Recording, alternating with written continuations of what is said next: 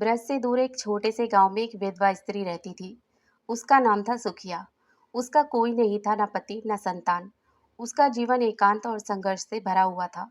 वह बचपन से ही अनाथ थी। विवाह के कुछ वर्षों के बाद ही उसका पति चल बसा।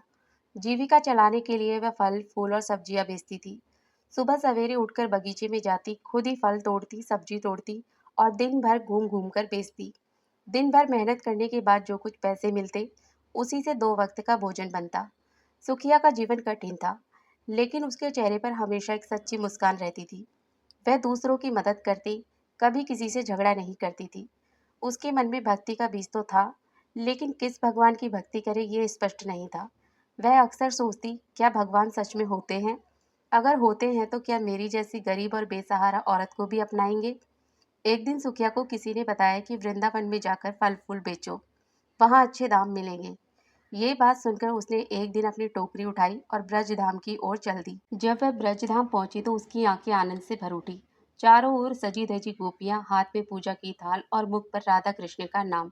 मंदिरों में घंटे बज रहे थे। यमुना किनारे गोपियां गीत गा रही थी। राधा कृष्ण के भजन सुनकर सुखिया का हृदय बेचैन होने लगा। वह गोपियों से जाकर मिलने लगी। उनसे पूछने लगी, कौन है ये नंदलाल? क्यों इतना प्रेम करती हो तुम मुझसे? गोपियां मुस्कुराकर कहती हैं, अरे सखी, तू नहीं जानती, वो तो स्वयं साक्षात भगवान है, परंतु हम सबकी आंखों का तारा है। उनके बिना हमारा जीवन अधूरा है। ब्रज की गोपियां दिन भर श्री कृष्ण के बाल लीला के गीत गाती और रात को रास लीला की कहानियां सुनाती। सुखिया उनके बीच बैठती और बाल गोपाल की कहानियां सुन सुनकर विभोर हो जाती। जब उसे कृष्ण द्वारा माखन चुराने की कथा सुनाई गई तो वह मुस्कुरा उठी। जब कालिया नाग के वश में आई यमुना को श्री कृष्ण ने मुक्त किया तो उसकी आंखों से आंसू बह निकले। धीरे धीरे उसके हृदय में कृष्ण के प्रति गहरा प्रेम जागने लगा। अब वह रोज ब्रजधाम आती, गोपियों के साथ गीत गाती, कहानियां सुनती और नंद महल के सामने घंटों खड़ी रहती। एक दिन गोपियों ने कहा, सुखिया, तुम सचमुच भाग्यशाली हो, लगता है भगवान ने तुम्हें यहाँ बुलाया है। तुम्हारी भक्ति में कुछ विशेष है। सुखिया ने सिर झुका लिया। मैं क्या हूँ सखियों, एक गरीब मालिन, बस नंदलाल के दर्शन की अभिलाषा है। उस दिन से सुखिया रोज सुबह अपनी टोकरी में ताजे फल रखती और नंद महल के सामने खड़ी होकर पुकारती, फल ले लो, फल ले लो। दिन बीतते गए, महीने गुजर गए। सुखिया रोज आती, पुकारती, लेकिन श्री कृष्ण कभी बाहर नहीं आए। वह लौट जाती, लेकिन उसकी आशा कम नहीं हुई। उसका प्रेम और दृढ़ होता गया। वह नंद के महल के सामने खड़े खड़े भगवान से मन ही मन बात करती, कन्हैया, क्या मैं इतनी तुच्छ हूँ कि मुझे दर्शन नहीं दोगे? क्या मेरी भक्ति सच्ची नहीं?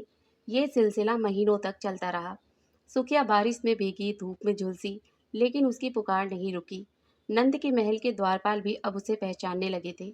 एक दिन एक सेवक ने भीतर जाकर बालकृष्ण से कहा, प्रभु, एक मालिन रोज आती है, बड़ी श्रद्धा से आपको पुकारती है। भगवान श्री कृष्ण मुस्कुराए, मैं सब जानता हूँ, अब समय आ गया है उसे मेरी लीला का अनुभव कराने का। अगले दिन सुबह सुखिया रोज की तरह आई और पुकारा, फल ले लो, फल ले लो। उसकी आवाज में गूंजते प्रेम को सुनकर नंदलाल भीतर से दौड़े चले आए। बालकृष्ण के चेहरे पर मुस्कान थी, हाथों में मुद्रा ना थी, बस उत्साह था। सुखिया की आंखें फटी की फटी रह गई। सामने बालकृष्ण खड़े थे, नीला रंग, पीताम्बर, मोरपंख और मुख पर ऐसी मुस्कान जो संपूर्ण ब्रह्मांड को मोहित कर दे। उसकी आंखों की अविरल अश्रुधारा बह चली। मैया, क्या मैं ये फल खा सकता हूँ? नंदलाल ने कहा। सुखिया ने कांपते हाथों से अपनी टोकरी कृष्ण के सामने रख दी। ले लाला, सारे फल खा ले। उसने कृष्ण को आम, अमरूद, बेर और चीकू दे दिए। कृष्ण प्रसन्न हो गए और वहीं बैठकर फल खाने लगे। फलों के बदले कुछ देने का प्रयास करते हुए कृष्ण महल के अंदर दौड़ गए।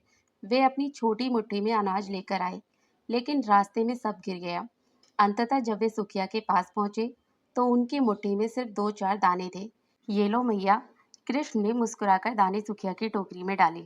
सुखिया के चेहरे पर संतोष था। उसे दानों की परवाह नहीं थी। उसकी आत्मा तृप्त थी। उसने अपने हाथों से भगवान को फल दिए थे। यही उसका परम फल था। वह मुस्कुराती हुई घर लौट गई। जब सुखिया ने सिर से टोकरी उतारी तो चौंक गई। टोकरी में अब फल नहीं, हीरे जवाहरात थी, जिनकी चमक झोपड़ी को प्रकाश से भर रही थी। उसकी आंखों से आंसू बह निकले।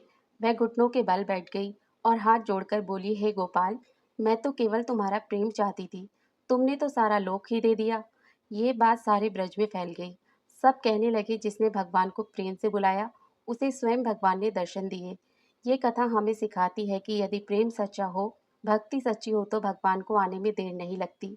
सुखिया जैसी साधारण महिला की भक्ति ने ब्रज को नया दृष्टिकोण दिया कि भगवान धन या प्रतिष्ठा नहीं, केवल प्रेम देखते हैं। दोस्तों, अगर आपको ये कहानी पसंद आई हो तो कमेंट में जय श्री कृष्ण जरूर लिखें और वीडियो को लाइक शेयर करें और हमारे चैनल को भी सब्सक्राइब जरूर करें। जय श्री कृष्णा।